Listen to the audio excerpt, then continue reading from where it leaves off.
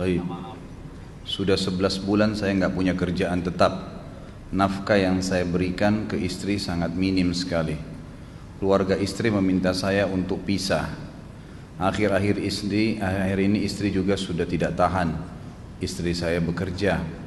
Sebenarnya kami masih saling menyayangi. Istri saya masih cinta sama saya. Ustadz, gimana saya menyikapi masalah ini? Apa saya ikuti maunya istri dan keluarga? Saat ini istri saya lagi didekati pria lain yang lebih mapan dan kaya. Salahkah saya kalau memukul pria tersebut? Karena pria itu telah mengambil kesempatan dalam kesempitan rumah tangga kami. Ustadz minta amalan atau wirid untuk melapangkan rezeki. Ini ada hubungannya sama tema nggak ini? Hah? Jawab atau enggak? Kasihan. Ya udahlah, karena malam terakhir ya.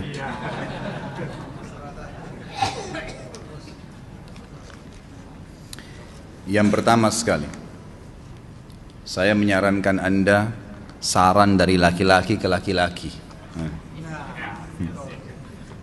Prinsiplah dan jangan merendahkan diri di hadapan wanita. Maksudnya begini,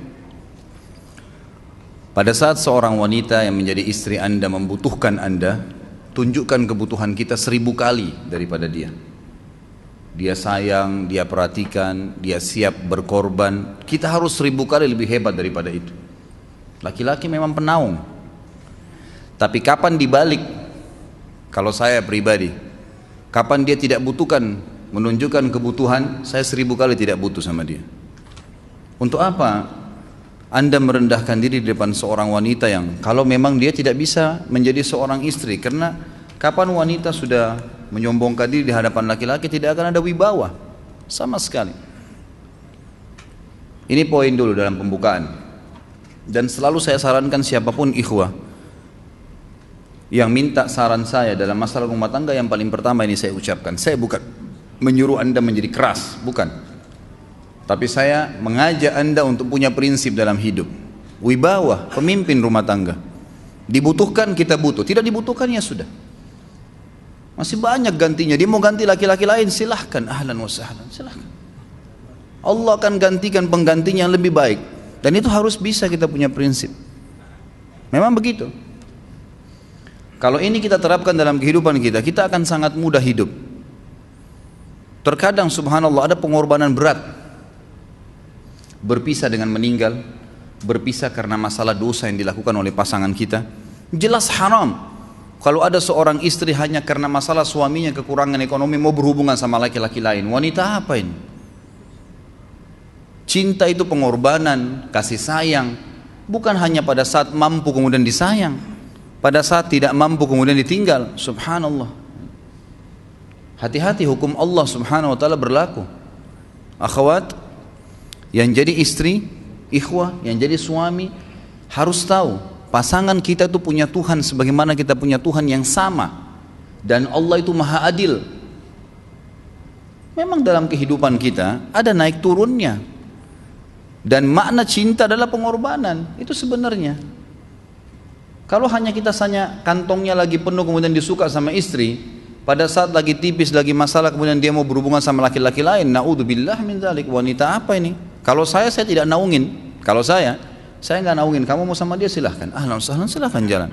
Kalau saya, istri saya sangat tahu prinsip saya.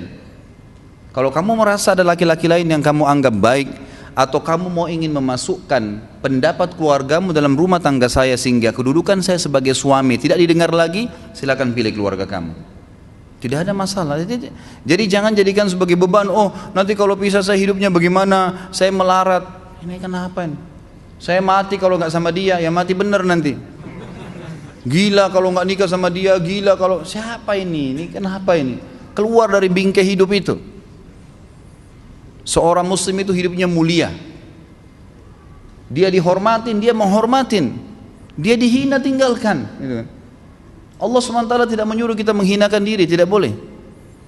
Kalau wanita ini misalnya, istri ini yang dikatakan tadi masih mencintai suaminya, dia hanya sekedar minta kerja, ya, garis bawahi kalimat ini ya, Dia hanya sekedar minta kerja untuk membantu nafkah rumah tangga, ahlan wa sahlan, jempol, nggak masalah, bagus itu.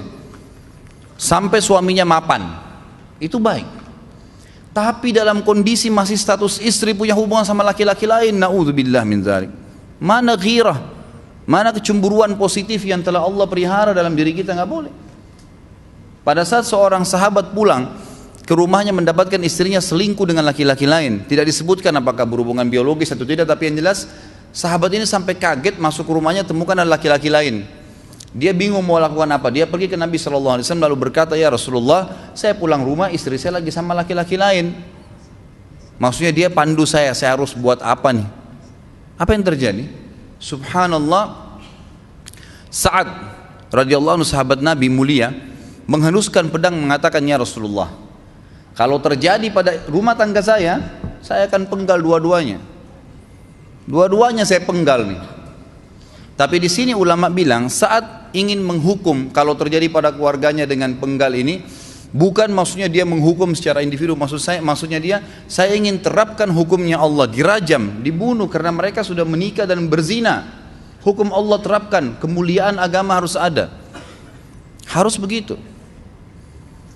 Seorang istri yang mau tinggal di bawah naungan kita sementara kita sudah berkorban di bawah terik matahari, sudah bekerja, sudah memilih dia dari sekian banyak wanita, kemudian dia mau berkorban, hormatin dia, junjung dia, lindungin dia, rangkul dia, gitu kan? Bela dia, memang harus begitu. Tapi kalau masih dalam naungan, kemudian sedikit himpit masalah ekonomi lalu berhubungan sama laki-laki lain, naudzubillah, jangan dipertahankan, berbahaya sekali, gitu kan? Jangan Anda menjadi laki-laki lemah gitu. Saya kemarin ditelepon oleh dua orang sekaligus, subhanallah. Sahabat dekat telepon kepada saya, laki-laki. Ustadz maaf mau ngomong sebentar. Baik silahkan. Ustadz saya ini, istri saya pulang ke rumah ke kampung ayahnya ibunya karena alasan mengurus ayah dan ibunya. Akhirnya saya sama anak-anak ditinggal di sini sendiri. Setiap kali saya panggil pulang, dia bilang sudahlah saya nggak mau pulang. Kalau mau nikah lagi silahkan. Dia bahasakan begitu. Bagaimana sarannya Ustadz? Saya bilang nikah lagi. Dengan tegas saya bilang nikah lagi. Kalau tidak terbuka pintu fitnah.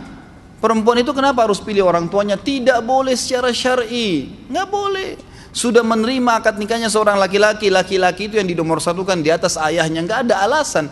Kalau suami izinkan boleh urus orang tua, kalau nggak diizinkan tidak boleh, nggak boleh. Bagaimana dia tinggalkan suaminya sama anaknya? Kaget itu saya katakan begitu. Iya, bahkan sekarang hukum poligami sudah wajib bagi Anda, nggak boleh. Wajib sekarang.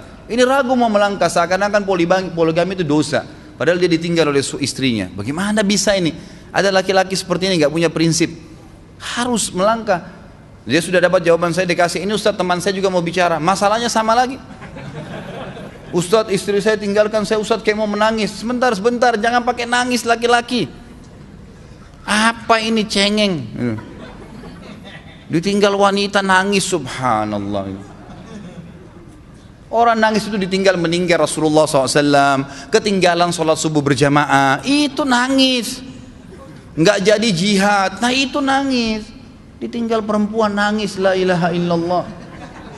Allah ciptakan perempuan lebih banyak daripada laki-laki. Ini bukan menurunkan martabat perempuan ya.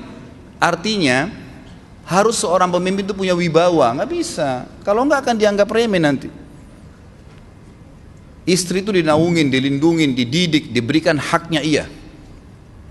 Berikan berlipat-lipat penghormatan sebagaimana dia berikan satu penghormatan, nggak apa-apa. Tapi jangan sampai menginjak martabat seorang pemimpin, tidak boleh. Akhirnya saya sampai bilang sama dia, akhi, ambil keputusan.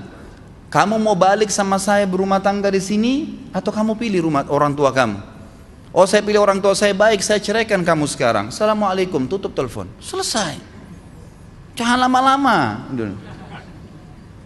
Cengeng sekali, udah sujud sama Allah, saya masih berat cintanya Allah. Ia minta kepada Allah subhanahu wa ta'ala, minta gampang dihilangkan dari hati. Sebagaimana dia datang dia bisa keluar, gampang itu. Subhanallah ya, jangan terlalu mencintai dunia berlebihan. Kalau saran saya, kalau istri Anda ini tanya baik-baik, kalau kamu bekerja hanya karena mau bantu nafkah rumah tangga sekarang, ahlan wa sahlan, silahkan. Selama pekerjaan halal, antar dia ke tempat kerjanya. Muliakan dia, jaga, jemput pada saat pulang. Anda pembelahnya, begitu. Tapi kalau berhubungan sama laki-laki, ada subhanallah suami depannya dia, istrinya telepon laki-laki lain dan dia menerima itu. Mana ini? Dalam agama haram, wallah haram itu hukumnya. Nggak boleh. Itu namanya dayuth dalam agama. Nabi SAW mengatakan Allah melaknat dayuth. Kata sahabat, siapa itu dayuth ya Rasulullah? Laki-laki yang tidak punya cemburu terhadap pelanggaran agama yang terjadi pada istrinya. Gimana caranya? Nggak boleh ini dalam agama Islam, gitu kan? Makanya biasakan hati kita terisi dengan cinta kepada Allah SWT dan bukan cinta kepada manusia. Mencintai istri karena Allah yang perintahkan, mencintai suami karena Allah yang perintahkan. Jadi semua karena Allah. Tidak ada kata-kata hilang, tidak ada rugi kalau kita meninggalkannya. Jadi ini hal mendasar yang saya tahu, Allahu alam. Jadi sampaikan seperti itu. Kalau wirid apa? Saran saya adalah memperbanyak istighfar kepada Allah SWT. Gunakan momen musibah itu sebagai kesempatan untuk mendekatkan diri dengan Allah Subhanahu wa taala. Begitu ya.